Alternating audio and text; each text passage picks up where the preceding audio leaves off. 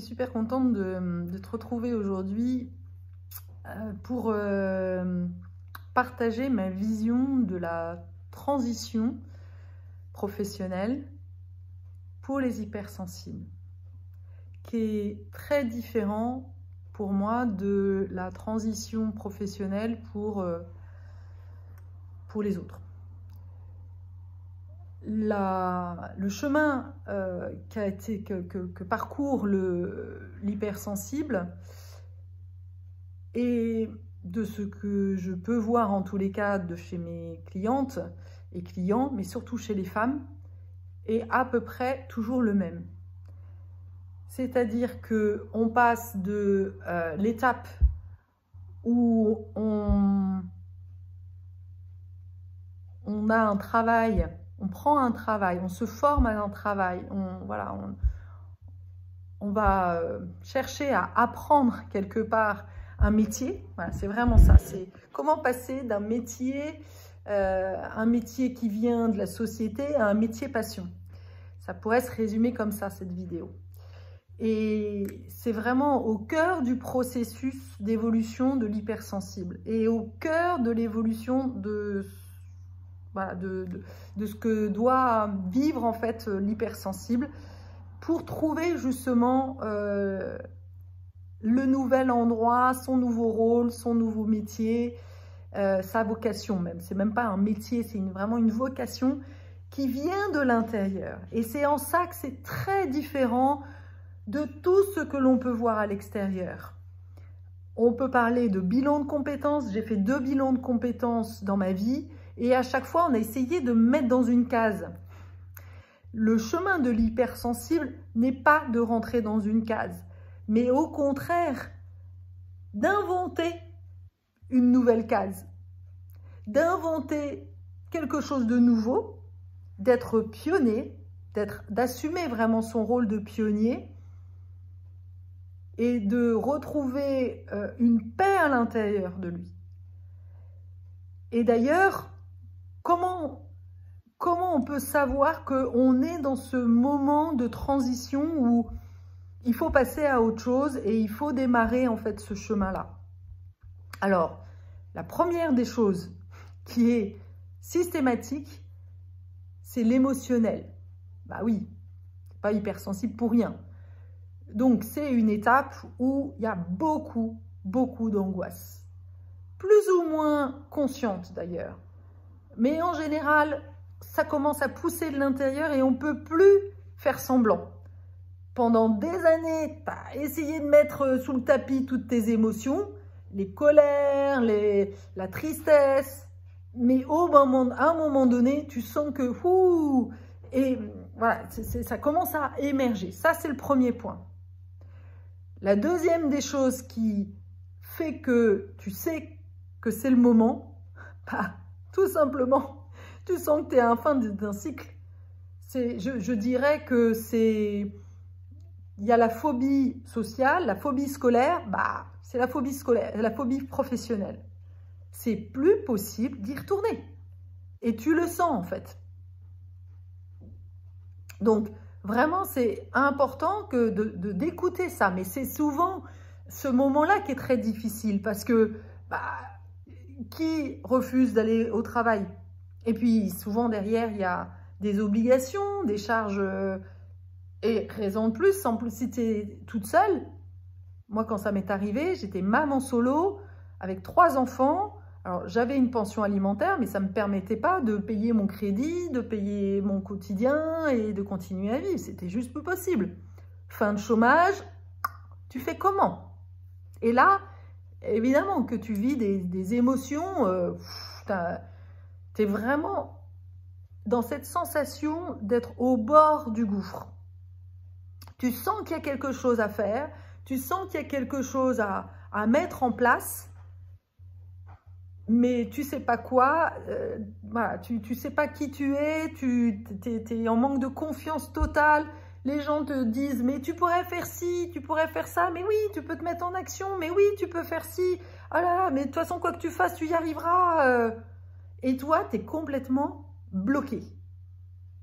Ça, c'est vraiment le signe que c'est le moment, que tu es dans cette phase de ce que j'appelle la traversée du désert. Et c'est là que j'interviens parce que je connais bien cet espace-là. J'ai essayé d'éviter, de retourner au boulot, de faire des tas de trucs, mais je voulais surtout pas plonger dans cette étape qui est tellement inconfortable, mais qui est essentielle pour réussir une vraie transition de vie et trouver ton métier passion. Alors, j'ai envie, une fois qu'on a défini voilà, les principaux symptômes en fait, de cet état de transition, de te donner 3 conseils. 3 conseils pour traverser justement cette épreuve. Conseil numéro 1. Ne pas penser, ne pas chercher avec ton mental de trouver la solution. Et pourtant, ton mental va n'avoir de cesse que d'essayer de répondre à cette question, mais pourquoi je suis faite? Alors, c'est là où il y a des tas d'outils qui te sont proposés aujourd'hui sur Internet, qui vont bien nourrir ce mental. L'ikigai, les questions, les machins, les tests à la noix, etc. Mais, conseil numéro 1, c'est pas dans le mental que tu vas trouver ta réponse. Ça, je peux te le garantir. Je connais plein de gens qui ont fait des formations ou des séminaires sur l'ikigai, mais qui n'ont pas bougé d'un iota, qui ne les a pas fait bouger d'un iota. Pourquoi? Parce que c'est mental. Et que ton mental, il ne sait pas en fait.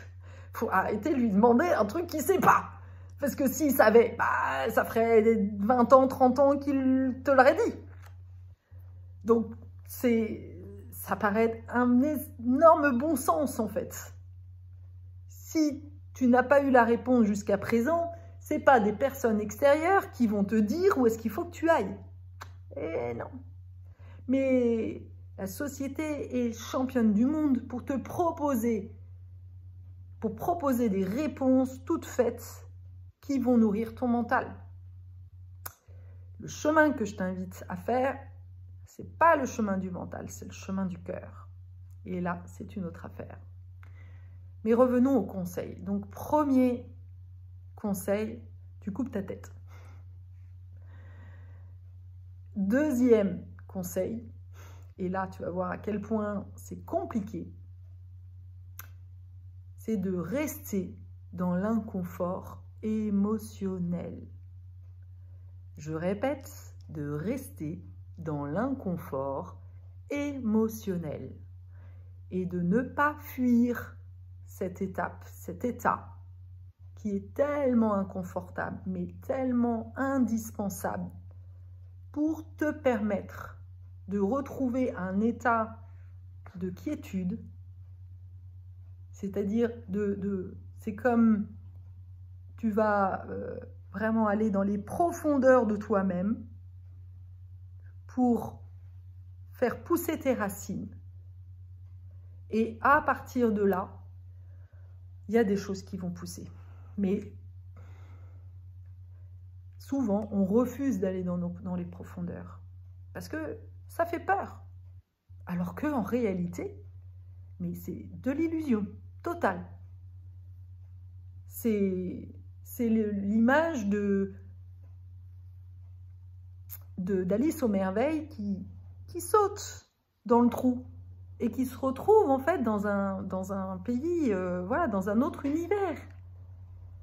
Et ça peut être très joyeux en fait d'aller dans ces profondeurs si tu es bien accompagné.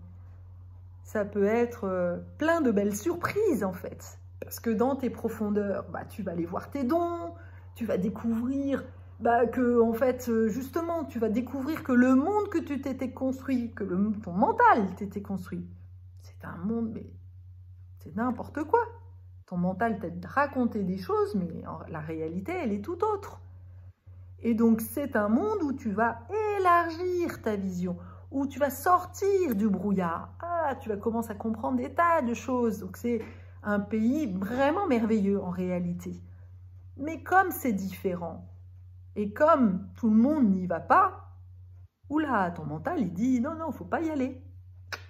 Donc, d'où l'importance d'écouter l'émotionnel, le cœur, de te laisser aller vers ce qui est bon pour toi, d'écouter ton bide. C'est lui, en fait, ta boussole. C'est ton bide, ta boussole, ton corps, ta boussole. Donc, de revenir au corps, c'est fondamental. Encore ce matin, j'étais en séance avec une cliente qui traverse cette étape très compliquée de traverser du désert. Et quand je l'ai reconnectée à son cœur, je lui dis comment est ton cœur? Elle me dit bah oh, ça va en fait, il n'est pas chahuté. Je dis non, ok, mais ça veut rien dire. Quelque part, elle n'entendait même pas son cœur. On a fait un travail et en 5 minutes, son état a radicalement changé. Ça a été waouh. Elle me dit mais waouh, ah ouais, là j'ai il y a un truc qui s'est passé quoi. Et elle a lâché prise et elle a lâché vraiment tous les fardeaux qu'elle avait sur le dos. Donc ça peut être très rapide en fait quand tu fais appel aux personnes qui sont déjà passées par là. Le troisième conseil que je te donne, c'est ne te prends pas pour Dieu. Ne te prends pas pour plus grand que tu n'es. À cette étape-là. Il y a quelque chose de très grand à l'intérieur de toi. Il y a une grande puissance et un grand pouvoir à l'intérieur de toi. Ça, c'est une évidence. Il y a quelque chose de vraiment de magique, de merveilleux à l'intérieur de toi, que moi, je vois déjà très vite, en fait, quand tu viens à moi. Mais à ce stade-là, il va falloir faire preuve d'humilité. C'est l'étape où il va falloir se courber, vraiment physiquement, et faire preuve d'humilité. C'est vraiment le chemin à la rencontre du féminin, à la rencontre de notre vulnérabilité. Et dans cet espace-là, le conseil que je peux te donner, qui est très difficile, c'est arrête de vouloir aider les autres. Arrête de donner des conseils aux autres. Commence par toi-même. C'est là le chemin de la sagesse. On a la sensation de savoir mieux que les autres. Mais pour moi, en tous les cas, tu ne pourras accompagner les autres humains qu'à partir du moment où déjà tu auras un niveau de conscience suffisamment élevé sur là où tu en es. Et ce n'est certainement pas au moment où tu traverses le désert que tu es le mieux placé pour pouvoir aider les autres. Comment savoir si c'est le bon moment pour toi d'aider les autres ou pas? Ben, simplement, regarde ton état énergétique. Si c'est le chaos, si c'est le bordel à l'intérieur de toi, comment veux-tu être un espace de calme et d'ouverture qui permet à l'autre de se déposer? C'est pas possible. C'est comme si tu étais dans la machine à laver et que tu disais à l'autre « Non mais sois calme, reste calme, tout va bien ». Et c'est souvent ce qu'on fait.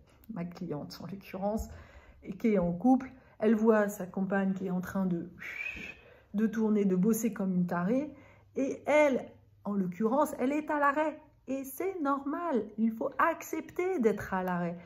On a besoin de pause pour laisser se déposer tous les déchets à l'intérieur de nous. Un lac dans lequel on plonge et on va secouer la boue et tout brouiller. Et il faut un certain temps pour que toute la boue, toute la poussière, tout ce qui est en trop vienne se déposer au fond pour retrouver la clarté. Donne-toi le temps. Donne-toi le temps. C'est en lien avec cette troisième clé, en fait, que je te donne. Il faut du temps pour aller à la rencontre de soi-même. Et c'est l'étape que, pour moi, tous les coachs loupent dans cette étape de transition. On répond, en fait, à la question fondamentale du client qui veut absolument savoir ce pourquoi il est fait. Mais on ne prépare pas le terrain, on ne fait pas ce nettoyage à l'intérieur de nous, de la personne, pour retrouver le calme et pour faire émerger, en fait. Alors, ça peut paraître très, pas du tout confortable tout ça, parce que tu comprends rien, en fait, dans ce que je suis en train de te raconter. Elle me dit, mais ça veut dire quoi, ça, faire émerger mais je fais émerger quoi Et oui, ça aussi, c'est la confiance dans le processus qui va permettre de faire émerger. Et c'est le processus de la créativité. Si tu crées avec ton mental, tu peux créer des choses, mais tu vas les créer en copiant, en recopiant quelque chose que tu as déjà vu. Ça va pas te représenter dans tes tripes.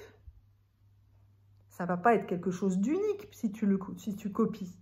Eh bien, se réinventer, trouver son métier passion, c'est déjà aller à la rencontre de soi, de ce que tu veux être.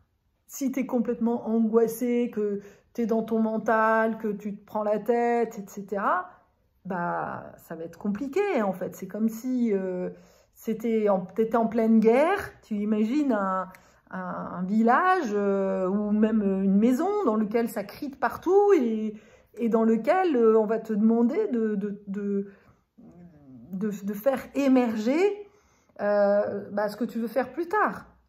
Ton esprit, il est occupé, en fait, il est en mode hyper-vigilance, à essayer il est en mode survie. Tant que tu es en mode survie, il n'y a rien qui peut émerger. Et c'est cette expérience-là, en fait, de vraiment déjà sortir de cet état de survie, de retrouver un calme intérieur et de trouver une personne ressource qui te permet d'aller à la rencontre de qui tu es, en toute bienveillance. Et cette étape-là, elle est fondamentale, en fait, pour vraiment trouver ta vocation. Sinon, ça ne se fait que par le mental. Et du coup, ça ne veut pas dire que ton projet est mauvais, hein, mais ça veut dire que ce n'est pas forcément ton projet de cœur qui va vraiment te mettre dans un état de joie profonde, en fait. Il y a des personnes qui ont déjà des projets depuis longtemps, des rêves qui sont là et ils vont prendre ce projet-là et ils vont le démarrer. Et ça peut être d'ailleurs une première étape. C'est super intéressant. Mais il y en a d'autres pour lesquels c'est le brouillard total. Donc, si c'est le brouillard total pour toi, alors la première étape, c'est justement de retrouver ce calme et de comprendre d'où viennent justement ces brouillages, d'où viennent ces angoisses. Et là, il y a déjà un travail d'épuration, en fait, énergétique, d'épuration émotionnelle. Il faut travailler sur les 4 plans. Et c'est la raison pour laquelle, pour moi, les outils que l'on propose aujourd'hui dans les transitions professionnelles ne sont pas efficaces parce qu'ils ne prévoient que le côté mental. Mais quand bien même ça serait, on te donnerait sur un plateau le métier, ta vocation et le métier que tu dois faire, c'est pas parce que tu le sais que tu y vas. Parce que ce que ne font pas la majorité des coachs, je crois être vraiment une des seules à le faire, c'est de travailler sur tous les blocages. Être relié à ta mission de vie et à ton ikigai, etc., c'est une chose. Mais de te mettre en mouvement pour le faire, c'est souvent le plus difficile en fait. Parce qu'on a peur de ne pas être à la hauteur, parce qu'on a peur de se planter, parce qu'on n'a pas compris que en fait, c'est un processus d'essai-erreur. Et que dans notre enfance, on ne nous a pas donné en fait ce droit à l'erreur. Donc, il faut quelqu'un qui te donne vraiment des directions très claires de commencer par ça, voilà, et de t'accompagner pas à pas. Et d'être là quand il y a de nouveau les frustrations, les barrages, les angoisses qui commencent à émerger pour les éliminer au fur et à mesure. Et c'est vraiment important. Et la partie spirituelle, elle est super importante pour t'aider à comprendre que de faire en fait de ton histoire de vie, eh bien, de voir que ton histoire de vie fait partie justement de cette mission de vie. C'est parce que tu as vécu telle chose que ton projet professionnel a tellement de sens. Et que c'est parce que ça a tellement de sens, que ça va donner tellement de valeur à ton vécu, que ça va devenir magnétique. Que là, waouh, mais oui, c'est ça que je veux, parce que je veux aider en fait tous les miens, tous ceux qui vont arriver, qui vont vivre la même chose que moi, je veux les aider. Et qui d'autre peut les aider mieux que moi? Parce que je suis passée par là. Et voilà pour moi la façon dont on doit voir, en tous les cas pour moi, la transition professionnelle. Elle est très différente en fait de cette notion de comment on appelle ça, de bilan de compétences. Il n'est pas question de faire un bilan de compétences. Parce que tes compétences que tu as mis en place dans ta vie professionnelle, c'est peut-être complètement autre chose de tes dons. Tu as des dons vraiment intrinsèques, c'est ton essence. Je prends toujours l'exemple de l'essence des huiles essentielles. Une huile essentielle d'orange, elle n'a pas la même fonction qu'une huile essentielle de sapin. Et donc, si tu ne sais pas de quelle essence, en fait, tu viens, comment veux-tu savoir comment mettre cette essence au service des autres et retrouver justement cette paix à l'intérieur de toi? Tu ne peux pas. Donc, tu vas essayer de faire semblant, de dire ah « ouais, peut-être que c'est ça », etc. Mais tu ne seras pas complètement aligné. Et cet alignement-là, il est loin d'être simple. Ça reste un concept où tout le monde a envie d'être aligné. Mais de l'être, c'est une chose. De reconnaître toutes les parts d'ombre que l'on a, c'est pas facile. Et à la fois, c'est ce chemin-là, en fait, qui va faire que tu vas faire vibrer et retrouver la paix à l'intérieur. C'est de vraiment revenir en accord avec toi, en amour de toi, en fait. Ça, c'est le cadeau, quoi. C'est le cadeau bonus. Mais déjà, c'est de retrouver, en fait, de la clarté, de sortir de ton blocage, de te remettre en mouvement. Parce que le mouvement, c'est la vie. Et que si tu es paralysé, ça te met dans un inconfort grave, quoi. Et compte sur moi pour te mettre en mouvement. Parce que moi, c'est pas juste des concepts. Le fait d'avoir un ikigai, ça nourrit ton mental. Mais ça ne nourrit pas ton âme, en fait. C'est vraiment le fait de te mettre en mouvement, de sentir que ça y est, j'ai commencé quelque chose, une action.